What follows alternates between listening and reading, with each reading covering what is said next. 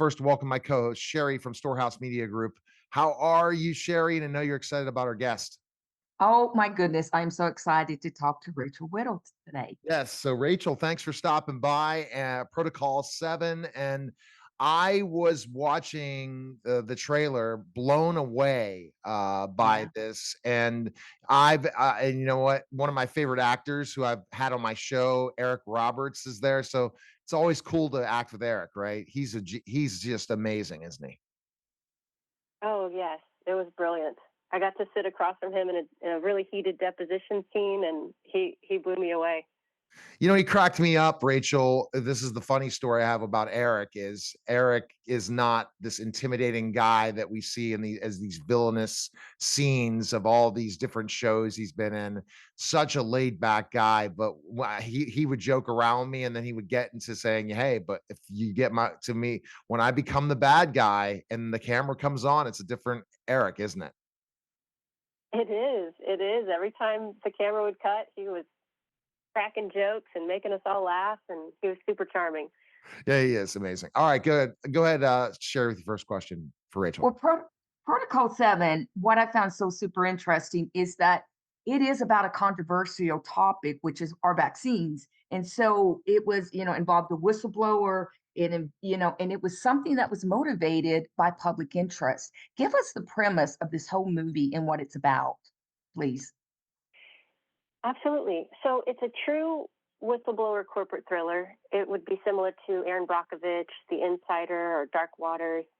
And the case referenced in this film is actually currently in litigation, and it has been for over a decade.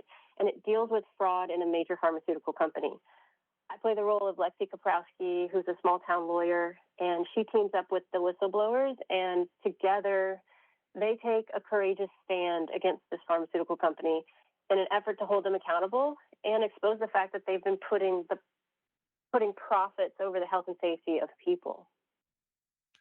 That's crazy. You know, it's like, and I guess this was very controversial just to try to get this out, right? The story in so many ways as a movie.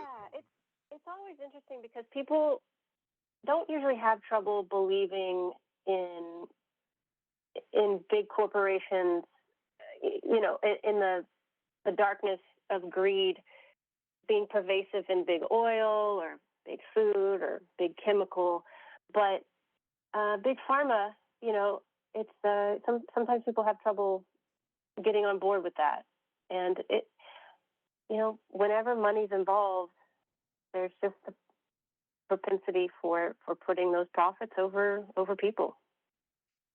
Yeah, well, big pharma, they have an impact on all of us. I mean, some people are not Hmm. close to the oils or fields or, stuff like that. But big pharma, it is something that touches us all. And it's hard to believe that we can make ourselves so vulnerable to something like that. Yeah, and it's hard too because it's like you don't want to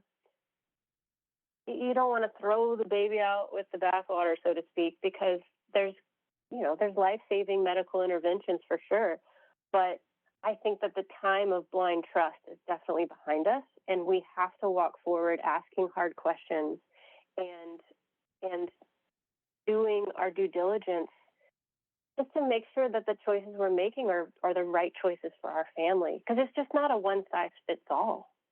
We're No, so biodiverse as humans. exactly. And would you have thought this would come out, right? A couple of years ago? Never, right? A movie like this. Right, right. But this is a timely I think movie, the right? time is now. Yeah. Huh. Yeah. Yes, because of the case, right? That's it's now they're talking about the case, and they're doing a verdict on it or something, and you guys are now releasing this movie about the same time. Yes. It's interesting because most times what happens with whistleblower films is, the situation happens, and then it goes through litigation, and then someone writes a book, and then the movie comes out years later. But this is unique because it's currently in litigation now, and the writer director who was involved in the case, um, he said the other day that it's interesting because information is now coming out to the public, and you kind of hope that the information doesn't nullify your movie. And he says it hasn't. It's just proven that we're on the right track, that everything we've said is true, and it is worse than we thought. And you know what's crazy, Rachel, is you want to talk so much about the whole movie, but people have to see the movie. That's the hardest part of promoting something so cool like this, right? A true story, whistleblower, want to tell the whole story, we got to go to the movie to see it, right? And how do you keep Yeah, yourself absolutely. from not giving away the biggest parts, right? Hmm. It's hard. I think that it is hard, and I think everyone's gonna really enjoy the film and be inspired by it. Um, someone asked me, "What do you hope people get out of this film?" And I think the biggest thing for me is for people to realize that, or be reminded, for people to be reminded that their voice matters. And it seems like over the last couple of years, we've been just, I don't know, stamped down to just think that, asking questions is the wrong thing to do, but we have to. We have to walk forward asking hard questions. I love that. And I it, love and if you don't do that, and it's hard to be the whistleblower too, right? Because Yeah. your life could change in so many ways. I could bring up stories but I don't want to get into this, where somebody who whistleblowed and it's over their lives. And so Yeah. thank Their goodness life, was made. yeah. Yeah. Yeah. what The life of a whistleblower is not a fun life at all, because you're captured by this case and you have to, I don't know, it's not fun. But I wanted to mention too that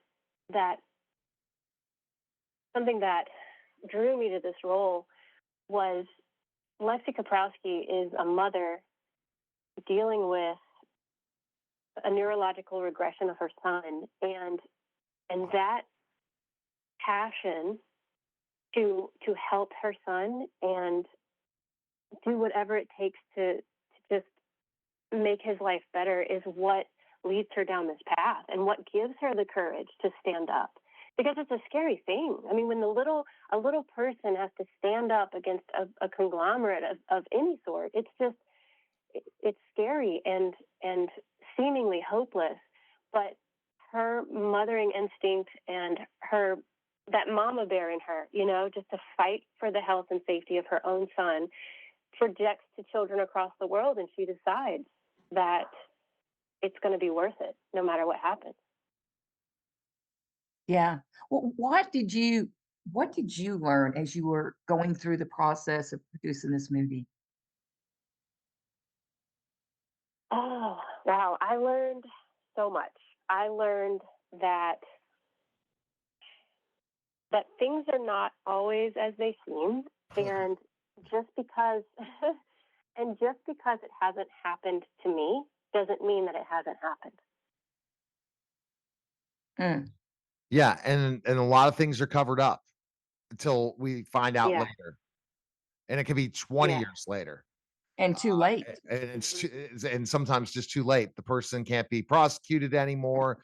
Everything is too late, and then finally it comes up because there's so many cover-ups because especially the pharmaceutical, big pharma. And that's the other thing that I think the film has to be scared about is big pharma. And you said this because Mhm. big pharma has more money than anybody, right? For Yeah. the everything. So that's the other big challenge that getting the film out and have it out, because you said what could happen if they release something right before the film.